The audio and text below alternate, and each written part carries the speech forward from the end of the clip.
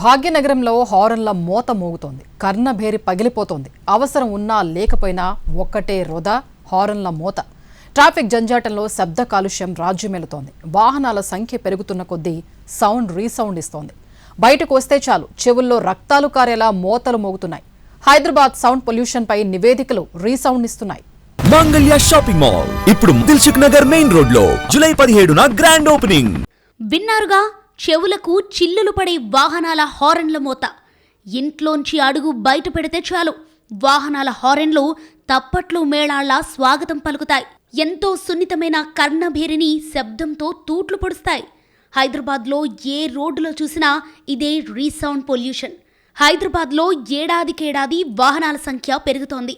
రోజుకు వందల వాహనాలు రోడ్లపైకి కొత్తగా వచ్చి చేరుతున్నాయి. స్కూటర్లు, కార్లు, బస్సులు, ఆటోలు, ట్రక్కులు, లారీలు, ఎంఎంటీఎస్ ఇలా ప్రతి వాహనం పెద్ద పెద్ద శబ్దాలతో మోత మోగిస్తున్నాయి. వీటికి తోడు నిర్మాణ పనుల శబ్దం. ఎక్కడ చూసినా లౌడ్ స్పీకర్లు, పండగల సమయంలో డీజేలు, బాణాసంచా ఇలా హైదరాబాద్లో ప్రశాంతత క్రమంగా కనుమరుగవుతోంది. లారీలు, బస్సులు, బైక్ హారన్లు 90 నుంచి 110 డెసిబెల్స్ వరకు శబ్దాన్ని విడుదల చేస్తుండగా ఫైర్ క్రాకర్స్ 150 డెసిబెల్స్కు పైగా శబ్దాన్ని సృష్టిస్తున్నాయి. సౌండ్ పొల్యూషన్లో ట్రాఫిక్ జామ్లదే టాప్ ప్లేస్. పద్మవ్యూహాన్ని ఛేదించుకునే క్రమంలో వాహనదారులు తమ ప్రతాపాన్ని హారన్లపై చూపిస్తున్నారు. అవసరమున్నా లేకపోయినా సౌండ్ చేస్తున్నారు. మెల్లగా కదులుతున్న ట్రాఫిక్లో హారన్తో విజృంభిస్తున్నారు. ముందున్న వాహనదారుడి పరిస్థితిని అర్థం చేసుకోకుండా విరగబడి స్విచ్లను బాధిస్తున్నారు. చిన్న సందు దొరికితే చాలు దూరిపోయేందుకు ప్రయత్నించే స్కూటరిస్టులు హారన్ మోగిస్తూ దూసుకుపోతున్నారు. వీరికి పోటీగా కారు నడిపే వాళ్లు కూడా ఫుల్ సౌండ్ వదిలేస్తున్నారు. బస్సుల డ్రైవర్లు కూడా తామేం తక్కువ అన్నట్లు హారన్పై చేయి చేసుకుంటున్నారు. ఒకప్పుడు ఐటీ, స్టార్టప్లు, లైఫ్ స్టైల్కు గుర్తింపుగా నిలిచిన నగరం ఇప్పుడు పెరుగుతున్న శబ్ద కాలుష్యంతో ఆందోళన కలిగిస్తోంది. ఎయిర్ పొల్యూషన్ పాటు నాయిస్ పొల్యూషన్ కూడా నగరవాసుల ఆరోగ్యానికి పెద్ద ముప్పుగా మారిందని నిపుణులు హెచ్చరిస్తున్నారు. తెలంగాణ కాలుష్య నియంత్రణ మండలి 2016 నుంచి 2025 వరకు సేకరించిన గణాంకాల ప్రకారం నగరంలో శబ్ద కాలుష్యం పెరుగుతోంది తప్ప తగ్గటం లేదు. నిజాంపేట్, కుకట్పల్లి, సనత్ నగర్, అమీర్పేట్, పంజాగుట్ట, ఖైరతాబాద్, పారడైజ్, తార్నాక, కాచిగూడ, అబిడ్స్, అంబర్పేట్ వంటి ట్రాఫిక్ ఎక్కువగా ఉండే ప్రాంతాల్లో శబ్ద స్థాయిల డోస్ పెరుగుతోంది. ప్రపంచ ఆరోగ్య సంస్థ సూచించిన పగటిపూట 53 డెసిబెల్స్, రాత్రిపూట 45 డెసిబెల్స్ పరిమితులను దాటి అనేక ప్రాంతాల్లో 75 నుంచి 80 డెసిబెల్స్, కొన్ని జంక్షన్లలో అంతకు మించి సౌండ్ రికార్డ్ అవుతోంది. దేశంలోని ఇతర మెట్రో నగరాలతో పోలిస్తే హైదరాబాద్లో నిబంధనల అమలు లోపాలే ప్రధాన సమస్యగా కనిపిస్తున్నాయి. ముంబైలో నో హాంకింగ్ ప్రచారాలతో పాటు జరిమానాలు అమలు చేస్తున్నారు. బెంగళూరులో ఆసుపత్రులు, పాఠశాలల పరిసరాల్లో సైలెంట్ జోన్లపై ప్రత్యేక నిఘా కొనసాగుతోంది. చెన్నైలో కూడా నాయిస్ మానిటరింగ్ వ్యవస్థను బలోపేతం చేస్తూ నియంత్రణ చర్యలు తీసుకుంటున్నారు. అయితే హైదరాబాద్లో నిబంధనలు ఉన్నప్పటికీ వాటి అమలు ఆశించిన స్థాయిలో లేకపోవటం వల్ల సమస్య మరింత పెరుగుతోందన్న అభిప్రాయం వ్యక్తమవుతోంది.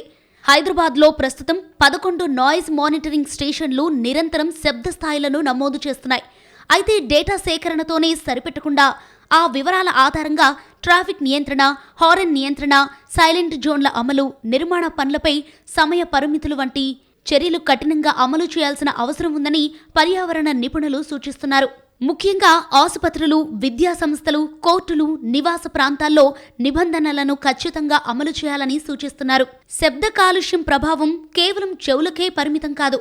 ఎక్కువసేపు అధిక శబ్దంలో ఉండటం వల్ల వినికిడి శక్తి తగ్గటం, టిన్నిటస్ సమస్య, అధిక రక్తపోటు, గుండె సంబంధిత సమస్యలు, మానసిక ఒత్తిడి, నిద్రలేమి, చిరాకు, పిల్లల్లో ఏకాగ్రత తగ్గటం వంటి అనేక ఆరోగ్య సమస్యలు వచ్చే ప్రమాదం ఉందని వైద్యులు హెచ్చరిస్తున్నారు. ఒకప్పుడు వృద్ధుల్లో ఎక్కువగా కనిపించిన వినికిడి సమస్యలు ఇప్పుడు యువతలో కూడా పెరుగుతుండటం ఆందోళన కలిగించే అంశంగా మారింది. నిపుణులు సూచిస్తున్న పరిష్కారాలు కూడా స్పష్టంగానే ఉన్నాయి.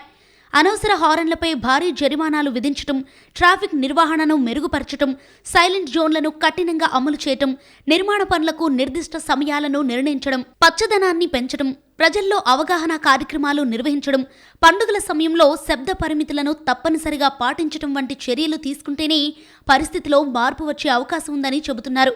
దీంతో పాటు ప్రతి వాహనదారుడు అవసరమైనప్పుడు మాత్రమే హారన్ వినియోగించే అలవాటు చేసుకోవాలని సూచిస్తున్నారు. హైదరాబాద్ అభివృద్ధి చెందుతోంది. వాహనాలు పెరుగుతున్నాయి, కొత్త ప్రాజెక్టులు వస్తున్నాయి. కానీ అదే వేగంతో శబ్ద కాలుష్యం కూడా పెరుగుతోంది. అభివృద్ధి అంటే కేవలం రోడ్లు, భవనాలు, ఐటీ కంపెనీలు మాత్రమే కాదు. ప్రజలు ప్రశాంతంగా జీవించే వాతావరణం కూడా అంతే ముఖ్యం. శబ్ద కాలుష్యాన్ని నియంత్రించడం ప్రభుత్వ బాధ్యత మాత్రమే కాదు, ప్రతి పౌరుడి సామాజిక బాధ్యత కూడా. అవసరమైనప్పుడే హారన్ కొట్టడం, శబ్దాన్ని పరిమితుల్లో ఉంచడం, నిబంధనలను గౌరవించడం ద్వారా మాత్రమే హైదరాబాద్ను మళ్లీ ప్రశాంత నగరంగా మార్చగలమంటున్నారు నిపుణులు.